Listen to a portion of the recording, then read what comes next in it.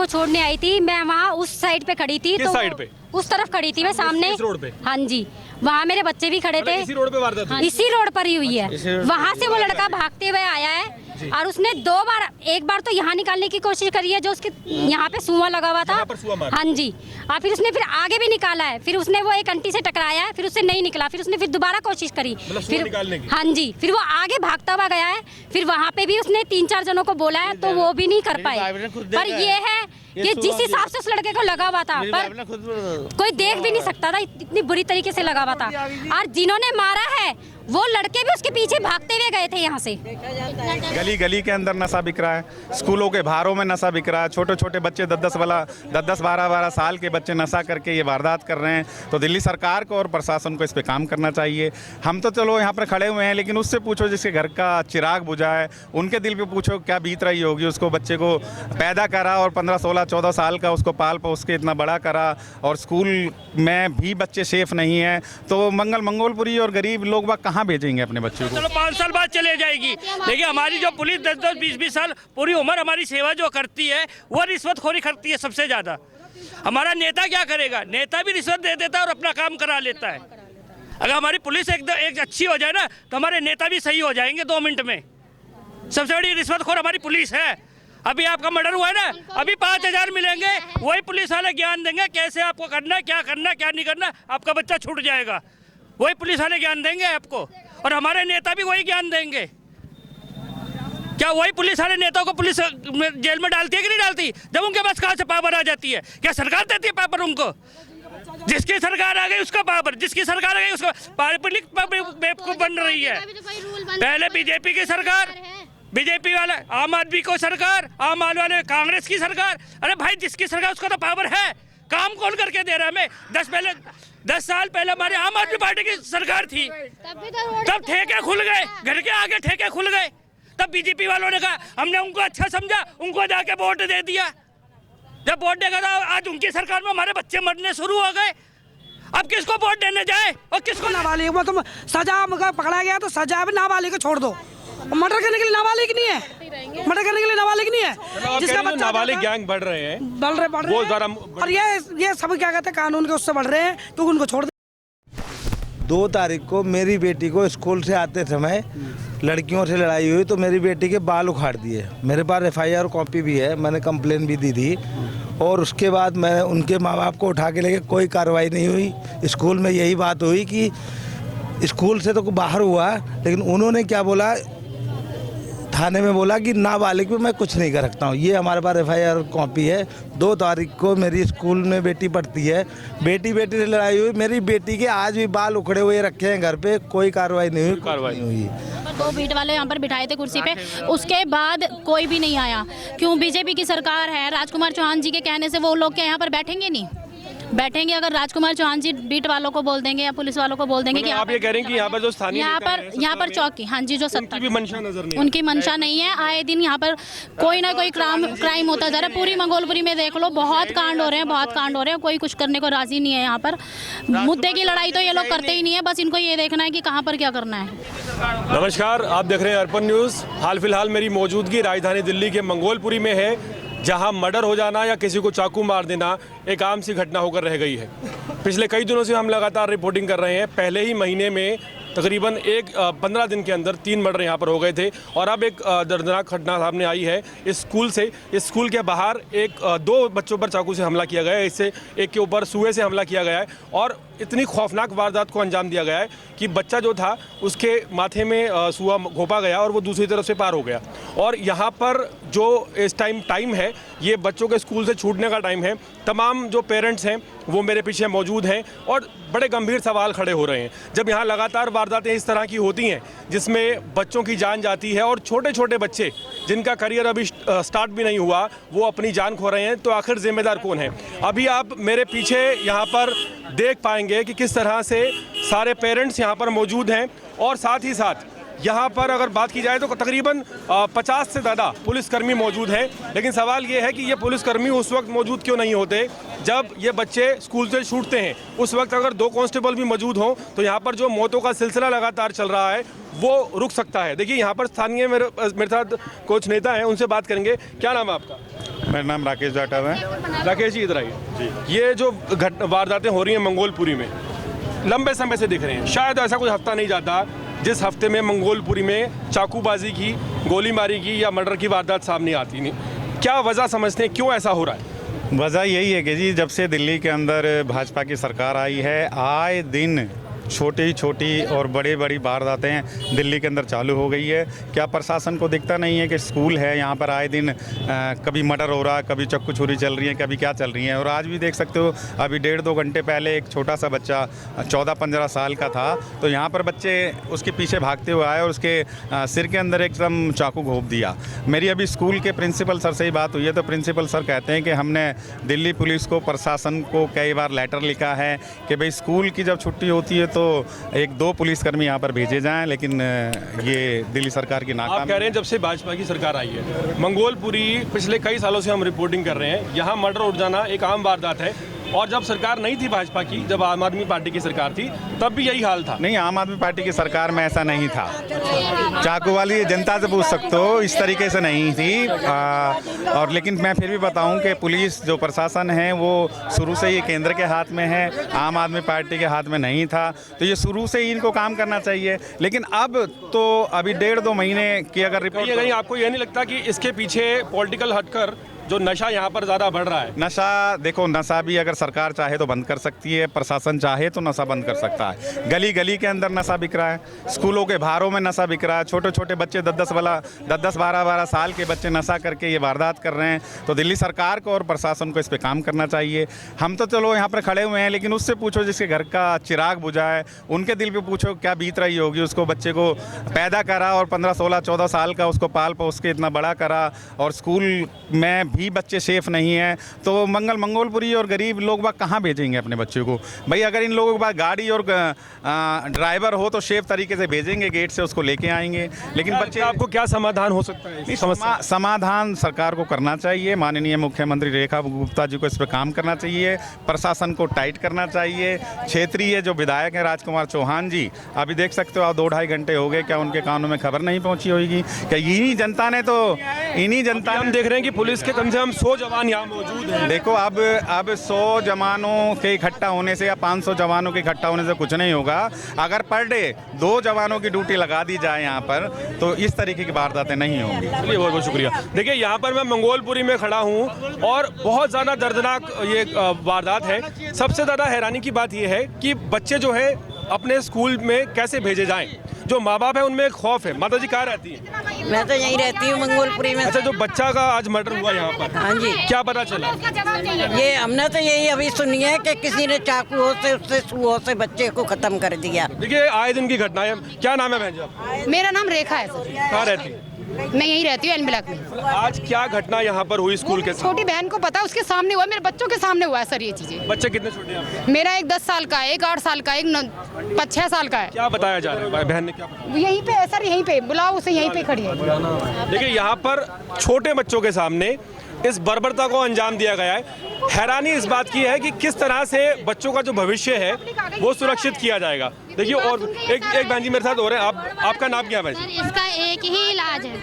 Government सोच रही है कि वैकेंसीज कहाँ से लाएं, तो वैकेंसी मिल गई उनको कि एक पुलिस वाला स्कूल के अंदर होना चाहिए। ये वैकेंसी से किसी को नौकरी भी मिल जाएगी। ये जगह बताइए मुझे, क्या ये जगह मंगोलपुरी की एल ब्लॉक का स्कूल है, सर्वोदय कन्या विद्यालय, सर्वोदय कन्या विद्यालय। और मॉर्निंग शिफ्ट में लड़कियां आती हैं और इवनिंग शिफ्ट में लड़के आते हैं। लड़कियों का छुट्टी जब होता है तो लड़के पहले ही खड़े होते हैं, क्योंकि उनकी भी टाइमिंग 5 मिनट का थोड़ा सा अंतर है उनके एंट्री में और उनके एग्जिट में, सिर्फ 5-10 मिनट का अंतर है, इसलिए लड़के पहले आके खड़े हो जाते हैं। लड़कियाँ निकल जाती हैं और लड़के एंट्री करते हैं। लेकिन इसी बीच में अगर ये वारदात होती है, क्योंकि एप्लीकेशन लगाई जा चुकी है। एप्लीकेशन किसने लगाई? एसएमसी मेंबर्स ने, इस स्कूल के मॉर्निंग बैच के एसएमसी मेंबर्स ने एप्लीकेशन दी थी। डीएसपी सर को भी दे रखी है, थाने में भी दे रखी है कि 2 बीट वाले, सिर्फ 2 बीट वाले हमें 10 मिनट के लिए चाहिए, जो स्कूल की छुट्टी का टाइम है। लेकिन नहीं दिए जाते हैं। कोई सुनवाई ही नहीं हो रही है। आज क्या घटना हुई? आज घटना ये है कि जो बच्चा आ रहा था स्कूल, उसको सुबह भोग के मारा गया है।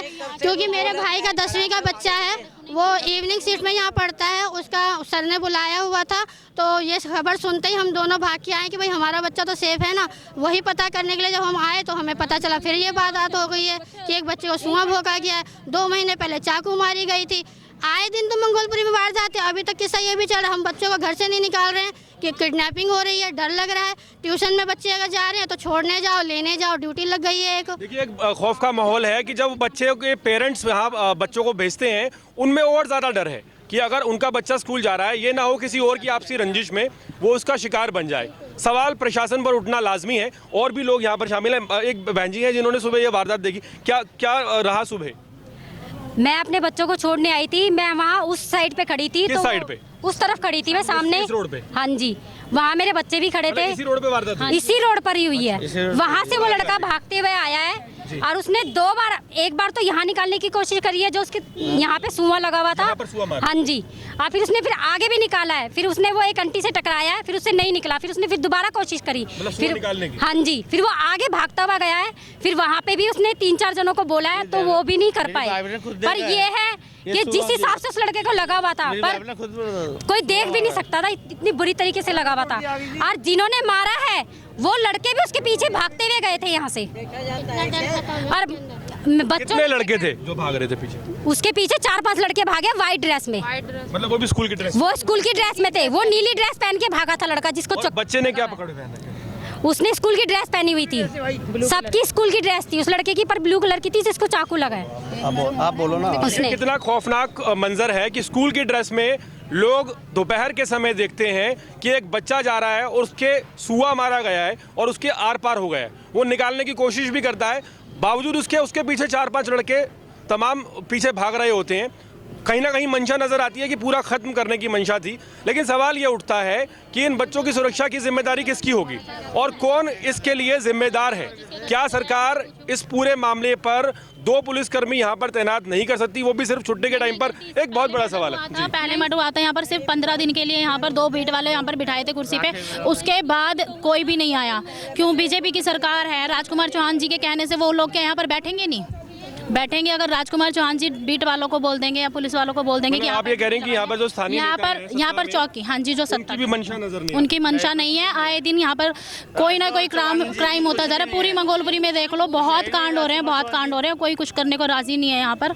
मुद्दे की लड़ाई तो ये लोग करते ही नहीं है, बस इनको ये देखना है कि कहाँ पर क्या करना है। बहुत यहाँ पर बहुत ज्यादा डरे हुए हैं अभिभावक, क्योंकि जाहिर सी बात है जिस बच्चे का किसी विवाद से कोई लेना देना नहीं है, अगर इन लोगों के जद में वो आ जाएगा तो पॉसिबिलिटी है, संभावना है कि उसको भी घायल किया जा सकता है। देखिए और महिलाएं, उनसे बात करेंगे। आप बहन जी, क्या नाम है आपका? हमारा नाम सोनी बेगम है। कहाँ रहती है? एल्बोलॉक में रहती हूँ। ये जो आज घटना हुई कहाँ थी उस टाइम, मतलब क्या पता चला?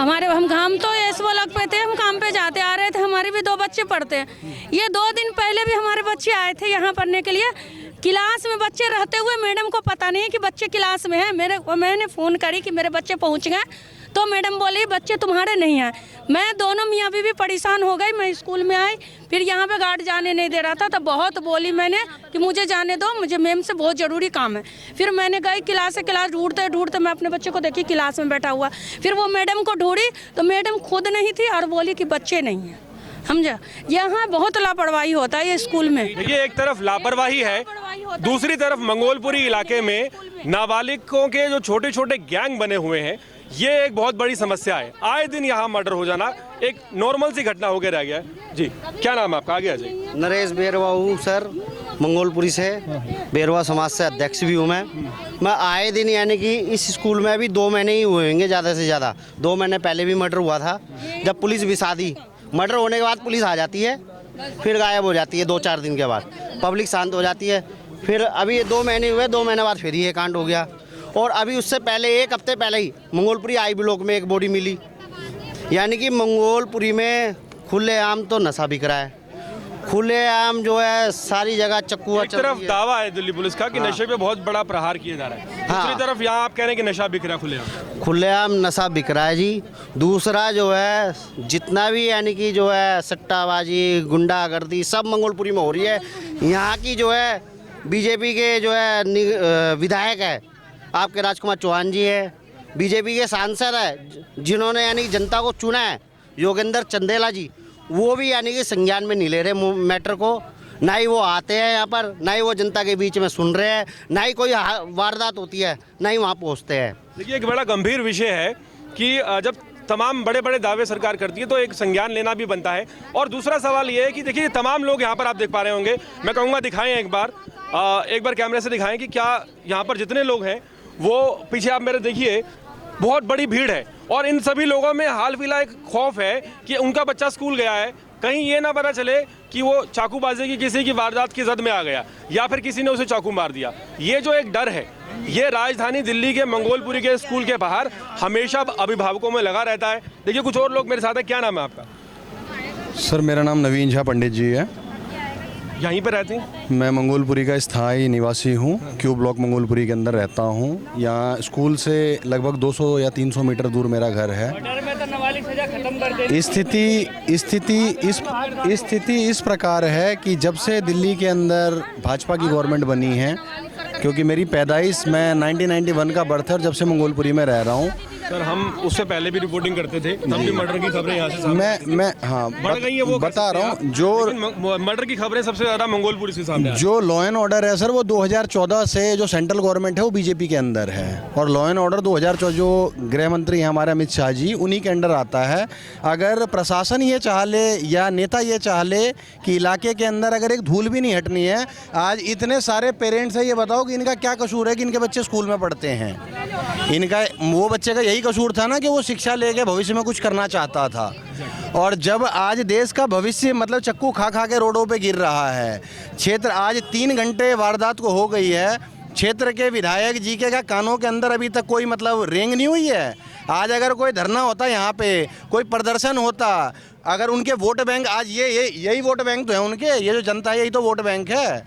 आज किसी का बच्चा मर गया, जिनसे पूछो कि जिनका बच्चा मरा है आज उनके घर में उनकी गली में क्या वारदात होगी। लोग इतने सहमे हुए हैं जो कोई अपने बच्चे को स्कूल भेजने के लिए, सबके जितनी भी लेडीज़ मेरी माता बहन है सबके शरीर काँप रहे हैं। देखो देखिए मैं बहुत शुक्रिया। देखिए और भी लोगों से बात करेंगे और मैं कहूँगा एक बार दिखाएं इधर जो महिलाएं खड़ी हैं। ये देखिए ये सब जो अभिभावक हैं यहाँ पर। बहन जी आपका बच्चा यहीं पढ़ता है? हाँ भैया यहीं मतलब कौन सी क्लास में पढ़ता है? हमारा लड़का कौन से 12वीं में। तो आप लोग यहाँ क्यों खड़े हैं? मतलब क्या डर है? माहौल डर है, खूब हमको डर लग रहा है हमारे बच्चों को भी कुछ हो जाए, ऐसे मार मुर के चले जा रहे। क्या रीजन समझती क्यों ऐसा हो रहा है? अब इसके क्या बताए भैया, बताइए। नान बच्चे नाबालग में बात चले जा रहा है, मार मुर के नाबालग में चले जा। जिसका बच्चा गया उसका क्या हाल होगा, उसका कौन देगा? लेकिन कैसे मतलब क्यों बढ़ रहा है यहाँ पर ऐसा? सरकार की गलती होगी, सरकार ही करवा रहा होगा इसलिए बढ़ता है। ऐसे बढ़ रहा है। सजा काटने के लिए तो नाबालिग है, ठीक है, लेकिन क्या कहते हैं मर्डर करने में नाबालिग नहीं हो। उसकी एज नाबालिग में मर्डर करने को तो नाबालिग, वो सजा पकड़ा गया तो सजा भी नाबालिग को छोड़ दो। मर्डर करने के लिए नाबालिग नहीं है, मर्डर करने के लिए नाबालिग नहीं है। जिसका बच्चा नाबालिग गैंग बढ़ रहे हैं, बढ़ रहे हैं। और ये सब क्या कहते हैं कानून के उससे बढ़ रहे हैं तो उनको छोड़ देते हैं क्यों? नाबालिग है, नशा भी है। हमारे पुलिस वालों की कमी है। हाँ देखिए और लोग हैं। क्या नाम है भाई साहब? नाम मेरा मुकेश नायक है। और ये सब पुलिस वालों की सबसे बड़ी कमी पुलिस वालों की है। प्रशासन तो बाद में, हमारा प्रशासन तो चलो 5 साल बाद चले जाएगी, लेकिन हमारी जो पुलिस 10-10, 20-20 साल पूरी उम्र हमारी सेवा जो करती है वो रिश्वतखोरी करती है सबसे ज़्यादा। हमारा नेता क्या करेगा? नेता भी रिश्वत दे देता है और अपना काम करा लेता है। अगर हमारी पुलिस एक अच्छी हो जाए ना तो हमारे नेता भी सही हो जाएंगे 2 मिनट में। सबसे बड़ी रिश्वतखोर हमारी पुलिस है। अभी आपका मर्डर हुआ है ना, अभी 5000 मिलेंगे, वही पुलिस वाले ज्ञान देंगे कैसे आपको करना है, क्या करना है, क्या नहीं करना, आपका बच्चा छूट जाएगा। वही पुलिस वाले ज्ञान देंगे आपको और हमारे नेता भी वही ज्ञान देंगे। क्या वही पुलिस वाले नेताओं को पुलिस जेल में डालती है कि नहीं डालती? जब उनके पास कहाँ से पावर आ जाती है? क्या सरकार देती है पावर उनको? जिसकी सरकार आ गई उसका पावर, जिसकी सरकार आ गई उसका पब्लिक बेवकूफ बन रही है। पहले बीजेपी की सरकार, बीजेपी वाला आम आदमी को सरकार, आम आदमी वाले कांग्रेस की सरकार। अरे भाई जिसकी सरकार उसका तो पावर है, काम कौन करके दे रहा है हमें? 10 साल पहले हमारे आम आदमी पार्टी की सरकार थी, तब ठेके खुल गए, घर के आगे ठेके खुल गए। तब बीजेपी वालों ने कहा, हमने उनको अच्छा समझा, उनको जाके वोट दे दिया। जब वोट देगा था आज उनकी सरकार में हमारे बच्चे मरने शुरू हो गए। अब किसको वोट देने जाए और किसको नेता बनाए? नहीं देखिए आप ये बताओ ना मेरे को, एक बात मैं आपसे पूछूंगा कि ये जो बच्चे हैं यहाँ पर नशे की जद में आ रहे हैं, ये हमारी सरकार की दी हुई नीयत है, हमारी सरकार की और राज्य सरकार का सबसे बड़ा हाथ है इसमें। क्यों? पुलिस वालों को कमीशन जा रही है, 1 मिनट, पुलिस वालों को पूरी कमीशन जाती है नशे वालों से।